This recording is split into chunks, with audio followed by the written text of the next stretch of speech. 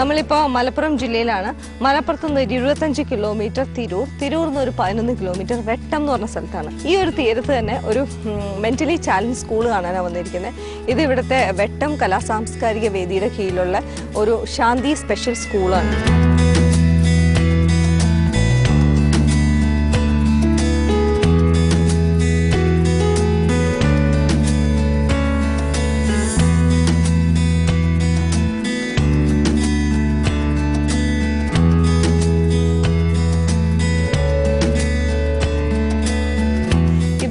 ആഴ്ചയിൽ 2 ദിവസം മാത്രം ഇവിടെ വർക്ക് ചെയ്യുന്ന ഫിസിയോതെറാപ്പിക് ആക്ടിവിറ്റീസിനുള്ള റൂമാണ് ഇത്.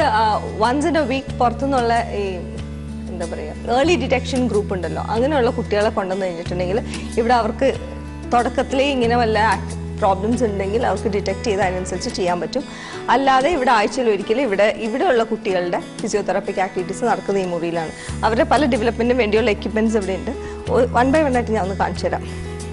ഇത് ഇവരുടെ ബാലൻസിങ്ങിന് വേണ്ടിയിട്ടുള്ള ടൂളാണ്, ബാലൻസിങ് പ്രാക്ടീസ് ചെയ്യാനുള്ള ടൂള്. ഇത് അവരുടെ നടക്കാനുള്ള വാക്കിംഗ് പ്രാക്ടീസിനുള്ളതാണ്.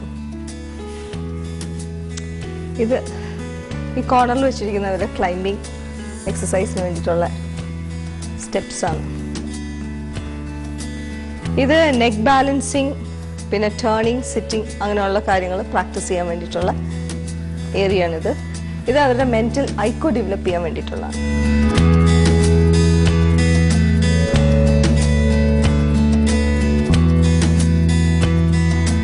കോർണറിൽ ഇരിക്കുന്നതിനുള്ള പ്രാക്ടീസ് കൊടുക്കാൻ വേണ്ടിയിട്ടുള്ള ഒരു സിറ്റിംഗ് ചെയർ പോലത്തെ ഒരു കാര്യമാണ്. ഇത് സ്റ്റാൻഡിങ് പ്രാക്ടീസ് കൊടുക്കാൻ വേണ്ടിയിട്ടുള്ള നമ്മളുടെ ഫിംഗർ മൂവ്മെൻറ്റ്സ് ഡെവലപ്പ് ചെയ്യാൻ വേണ്ടിയിട്ട്.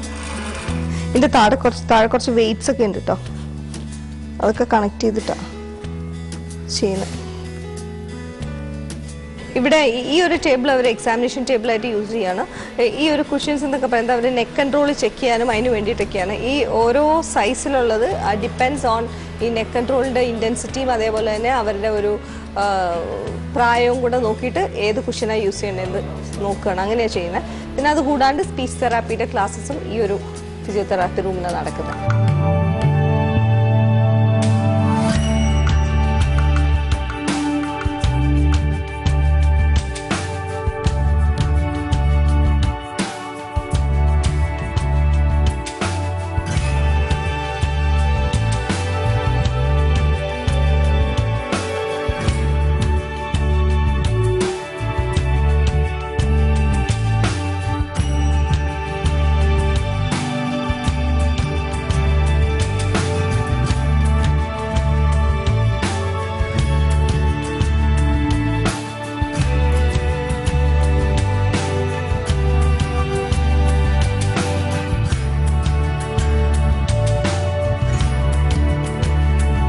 സാറ് സ്കൂൾ അധ്യാപകനായിരുന്നു അല്ലേ?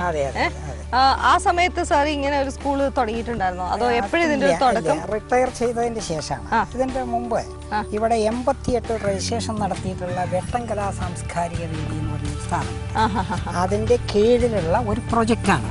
ഓക്കെ. അപ്പോൾ ഈ സ്ഥാപനത്തിന്റെ തൊട്ടടുത്ത് ഒരു വീട്ടില് ഒരു അച്ഛനും അമ്മയ്ക്കും 3 കുട്ടികൾ. ഇത് IQ 0 ആണ് ഈ 3 കുട്ടികൾക്ക്. അപ്പോൾ ആ രക്ഷിതാക്കൾക്കാണെന്നുണ്ടെങ്കിൽ സാമ്പത്തിക കഴിവുമില്ല.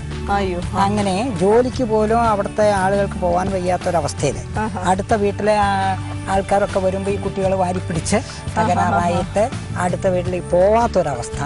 പിന്നെ കുടുംബാദികൾക്ക് തന്നെ വരുമ്പോൾ ഒരു സ്വസ്ഥതയില്ലല്ലോ. 3 പേരും ഒരേപോലെ. 4 കുട്ടികളുണ്ടായിരുന്നു. മൂത്ത കുട്ടിക്ക് കുഴപ്പമൊന്നുമില്ല. ഈ 3 കുട്ടികൾക്കും ഇങ്ങനെയായി. എന്നിട്ട് അവസാനം ആ കുടുംബം തന്നെ പറയുകയാണ്, ഞങ്ങൾ ഈ കുട്ടികളൊന്നിച്ച് ആത്മഹത്യ ചെയ്യുക.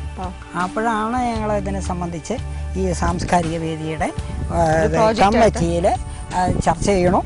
അപ്പോൾ ഒരു സ്പെഷ്യൽ ട്രെയിൻ ടീച്ചർ വേണം, അതിന് ഒരായെങ്കിലും വേണം. അപ്പോൾ ഒരു 4-5,000 റുപ്യ മാസത്തിൽ വരും. യാതൊരു സാധ്യതയില്ലാത്ത പരിസ്ഥിതിയിൽ ഇതെങ്ങനെ നടക്കും എന്നുള്ള പ്രയാസം തോന്നി. പക്ഷേ എന്തായാലും ഒരു നല്ല കാര്യം എന്നുള്ള തരത്തിൽ തുടക്കം കുറിക്കാന്ന് വെച്ചാൽ അങ്ങനെ തുടങ്ങിയതാണ്. 2002 സെപ്റ്റംബർ 2 8 കൊല്ലവും 6 മാസവും കഴിഞ്ഞു. പിന്നെ ഇതറിഞ്ഞ് ഓരോരുത്തരായിട്ട് വരാൻ തുടങ്ങി. പിന്നെയാണെന്നുണ്ടെങ്കിൽ ഇതിന് ഈ സ്ഥലം ഉണ്ടായിരുന്നില്ല, ഈ വേദിയുടെ ഓഫീസിലാണ് ഇത് തുടങ്ങിയത്. ഇത് സ്ഥലം ഇപ്പോ ഈ കമ്മിറ്റിയുടെ തന്നെയാണ്, സാംസ്കാരിക വേദിയുടെ ഇതാണ്. 98 സെന്റ് സ്ഥലമുണ്ട്. ഞാനതിലേക്ക് വന്നത് എന്റെ തൊട്ടടുത്താണല്ലോ ഈ കുടുംബം ഉള്ളത്. ഈ വേദിയുടെ ആരംഭം മുതൽ ഞാൻ അതിന്റെ ഒരു ചെറിയ പ്രവർത്തകനുമാണ്. അപ്പൊ അങ്ങനെ ഈ കമ്മിറ്റിയിലൊക്കെ ഉണ്ടാവും, ഞങ്ങൾ ചർച്ച ചെയ്യും. അങ്ങനെയാണ് ഇതിലേക്ക് വരാൻ കാരണം.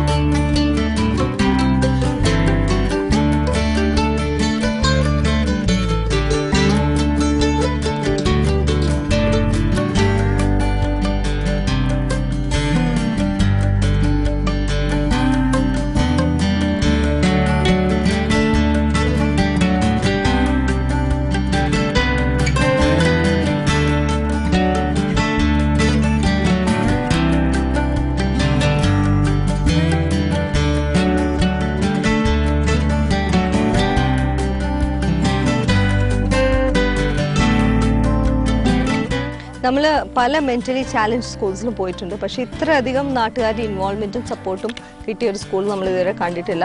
ഇത് വളരെ ജെന്യൂൻ ആയിട്ടുള്ള ഒരു സ്കൂളാണ്. ഒരുപാട് പേരുടെ നല്ല മനസ്സുകൊണ്ട് റൺ ചെയ്യുന്ന ഒരു സ്കൂളാണ്.